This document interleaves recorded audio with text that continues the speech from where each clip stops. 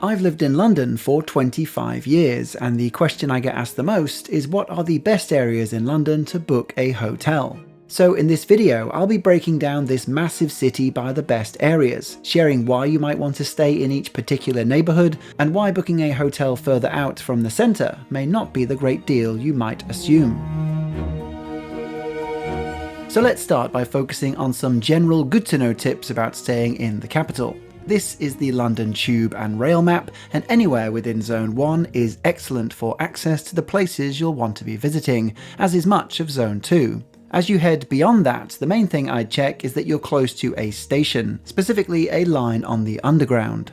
Generally speaking, above-ground railway trains aren't as frequent or well connected as the Underground trains are. This mostly affects the areas in the south and southeast, since it isn't as well covered by the tube, so you might be more restricted for transport there compared to any other corner of the city, but prices may be a little bit less because of this. We'll come back to Zone 2 and beyond a little later.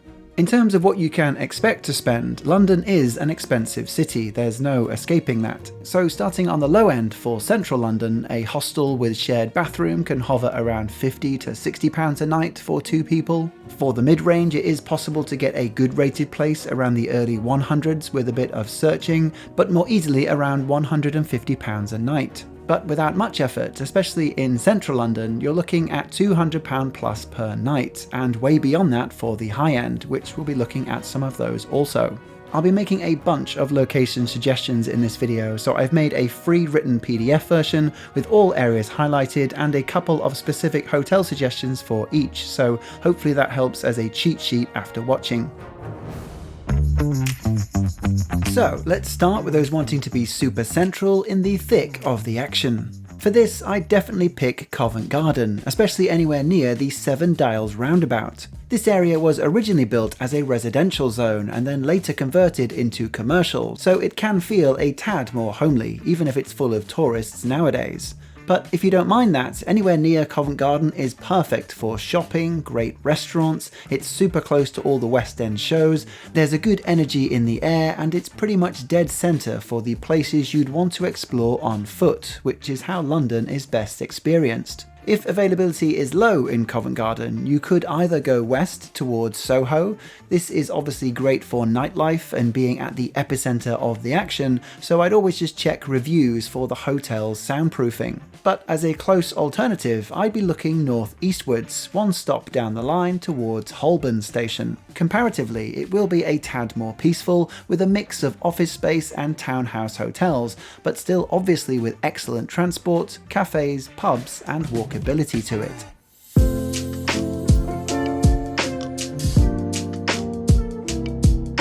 Our next recommended location is around London Bridge Station. 2000 years ago, it was here where the Romans first connected the south side to the original city across the Thames, making this a hotspot.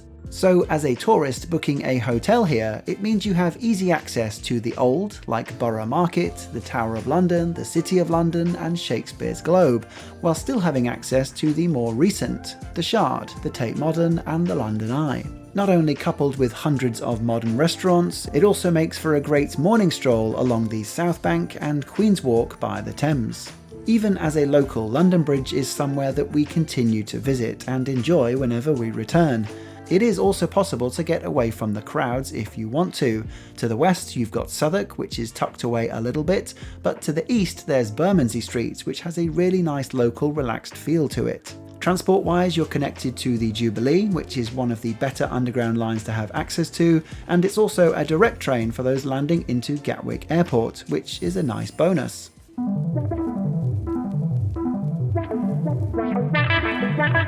Speaking of transport, even though locals may complain, this city is really well connected, so again, anywhere in Zone 1 will be super convenient.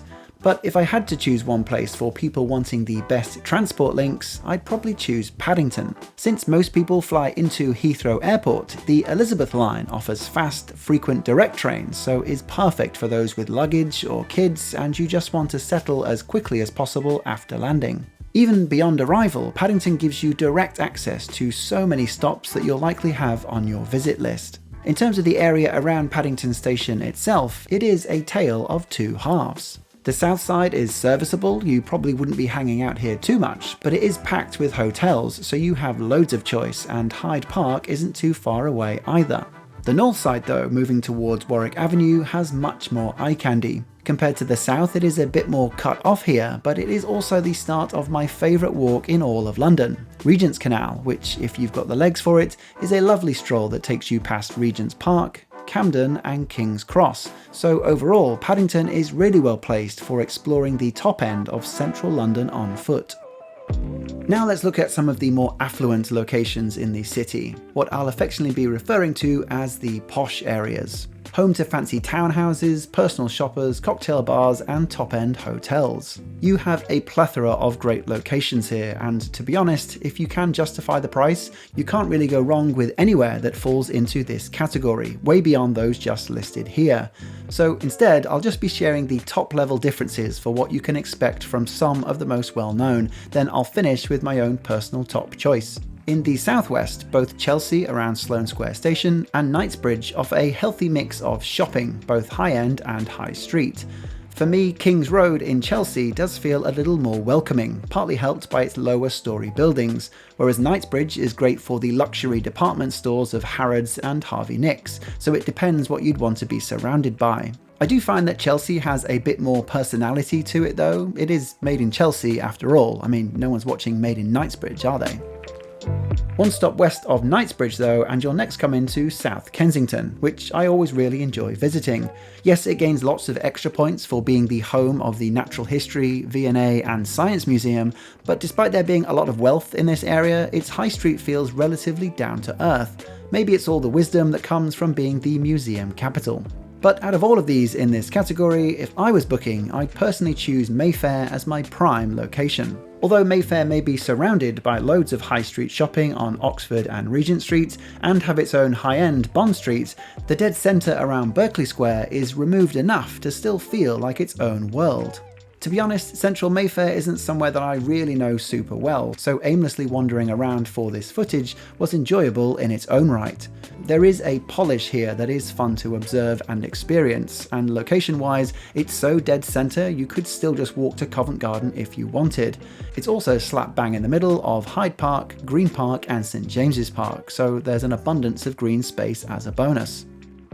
One final alternative for this category that I wanted to mention is Bloomsbury, around Russell Square Station. Although it could be argued that it isn't really in the same league as your Chelseas or your Mayfairs, it isn't that far off, and prices can be more friendly to your wallet while still feeling classy, so it's definitely one to check out as an option if Mayfair isn't possible.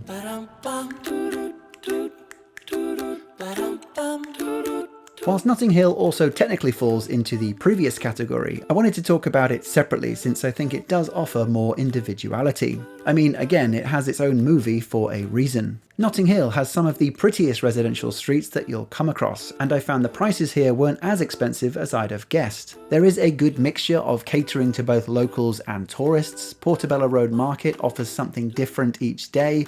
There's a bunch of great cafes, restaurants and shops around, and it's just a nice space to call your home, even if it is only temporary. I've also found that the neighbouring area around Bayswater Station, just one stop east, might be a great, more affordable alternative.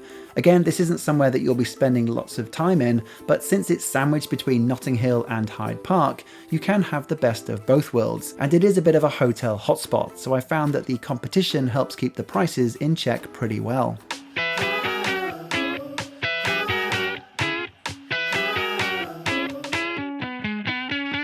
This list would absolutely not be complete without adding the area around Shoreditch High Street Station. This is again somewhere that we visit frequently, and it still keeps us entertained as it's a fantastic mix of people. There are so many competing ideas and culture here. It's a hotspot for curry diners with Brick Lane. It has its rebellious side. It's a well-known spot for graffiti and street art, with Banksy having a presence. Has loads of choice for nightlife, independent vintage and designer retail spots. There is literally something here for everyone in Shoreditch, especially those who feed off a creative hipster vibe. It's also home to one of our favourites, Spitalfields Market, a covered outdoor space that is always worth a visit. Do be aware though that the closer that you get to Liverpool Street Station, the more corporate and sterilised things will become, which is either a good thing or bad depending on your preference. But Liverpool Street Station would often be your main entry point back into central London. Shoreditch High Street Station isn't as well connected, so just keep that in mind.